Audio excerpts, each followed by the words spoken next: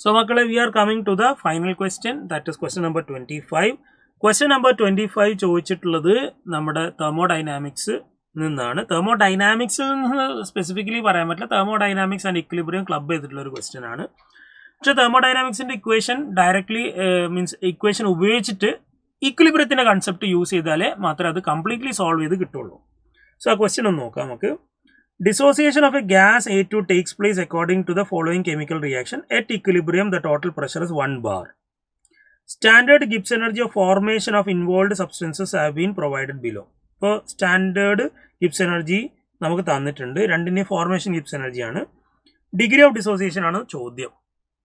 അപ്പോൾ നോക്കുക, ആദ്യം ഞാൻ Gibbs energy, standard Gibbs energy change of reaction എത്രയാണെന്ന് കാൽക്കുലേറ്റ് ചെയ്യുക. റിയാക്ഷൻ ഫോർമേഷൻ വാല്യൂ ആണ്. അപ്പോൾ 2 times of A minus A2 ചെയ്താൽ മതി അല്ലേ. അതായത് delta G naught of product minus delta G naught of reactant. Delta G naught of product എത്രയാണ്? പ്രോഡക്റ്റിൻ്റെത് 50.832. അപ്പോൾ രണ്ട് പ്രോഡക്റ്റാണ് ഉണ്ട്. അപ്പോൾ 2 into minus 50.832 മൈനസ് 100 എന്ന് പറയും പ്ലസ് 100 അല്ലേ. അപ്പോൾ നമുക്ക് എത്രയാണ് വരുന്നത്? മൈനസ് 101.664 പ്ലസ് 100 എന്ന് വരും. That is minus 1.664 kilo joule per mole. ഇതാണ് delta G naught of reaction. ഇനി നോക്കുക, delta G naught of reaction അതേപോലെ തന്നെ കെ പിയും തമ്മിലുള്ള റിലേഷൻ നമുക്കറിയാം. That is equal to minus R T L N K P. നമുക്ക് കാണേണ്ടത് എന്താ? ആൽഫ.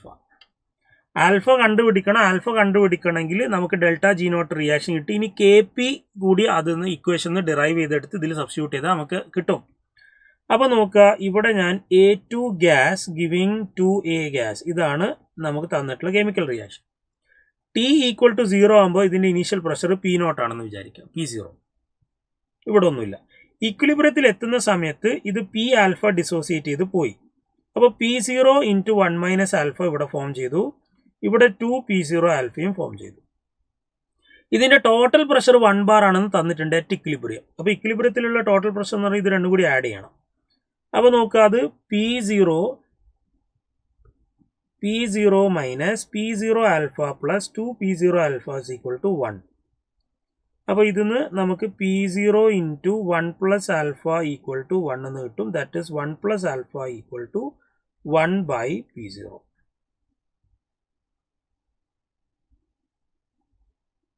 അതവിടെ നിൽക്കട്ടെ.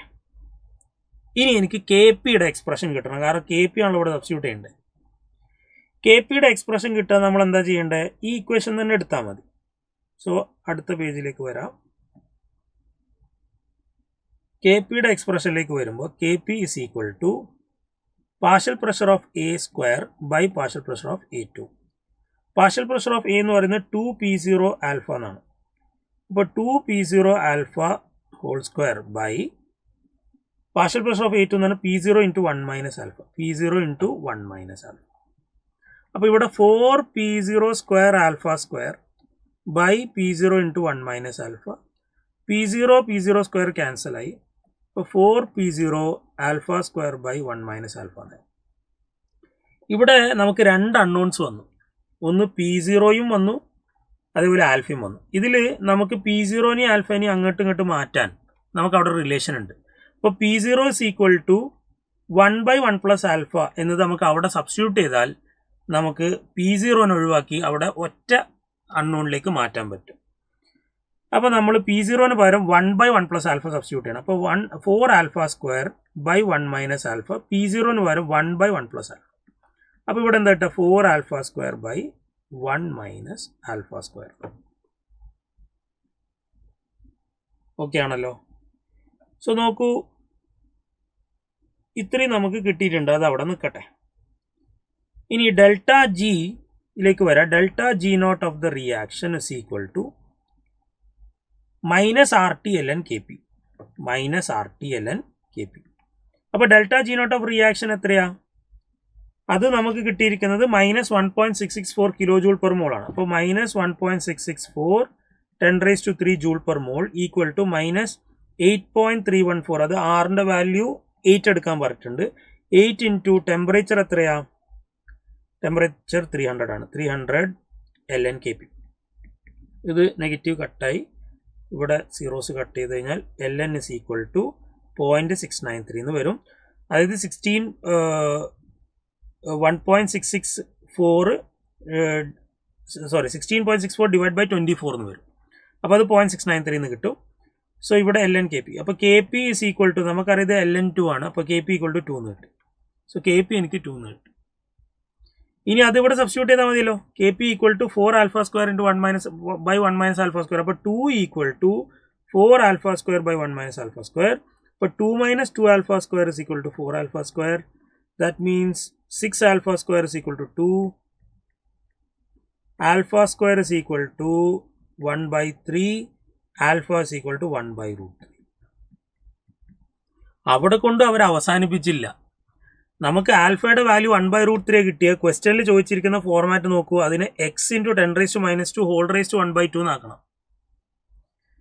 അപ്പോൾ നോക്കുക, ആ ഫോർമാറ്റിലേക്ക് എഴുതാം. അപ്പോൾ 1 by root 3 is equal to ക്വസ്റ്റ്യനിൽ പറഞ്ഞിരിക്കുന്നത് അതിനെ x into 10 raised to minus 2 whole raised to 1 by 2 എന്നാക്കണം. ആ ഫോർമാറ്റിൽ എഴുതിയിട്ട് ഇത് x എന്താണെന്ന് കാൽക്കുലേറ്റ് ചെയ്യണം. ഓക്കെ, അപ്പോൾ ഞാനിവിടെ രണ്ട് സൈഡിൽ സ്ക്വയർ ചെയ്യാം. ഇവിടെ സ്ക്വയർ ചെയ്തു, ഇവിടെ സ്ക്വയർ ചെയ്തു. അപ്പോൾ എന്താ വരിക? 1 by 3 equal to x into 10 raised to minus 2. അപ്പോൾ x is equal to 1 by 3 into 10 raised to minus 2. അപ്പോൾ അത് 10 raised to minus 2 മുകളിലേക്ക് പോകുമ്പോൾ 100 by 3. 100 by 3, that means 33.33. അപ്പോൾ നമ്മുടെ നിയറസ്റ്റ് ഇൻഡിജർ എന്ന് പറയുന്നത് എത്ര വരും? 33 വരും. So the answer is 33. ആൽഫയുടെ വാല്യൂ നമുക്ക് 33 ആണ് കിട്ടുന്നത്.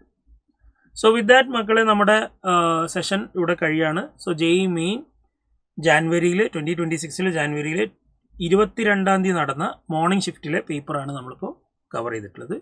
സോ അടുത്ത എക്സാമിന് വേണ്ടി നന്നായിട്ട് പ്രിപ്പയർ ചെയ്യാം. നമുക്ക് വീണ്ടും കാണാം.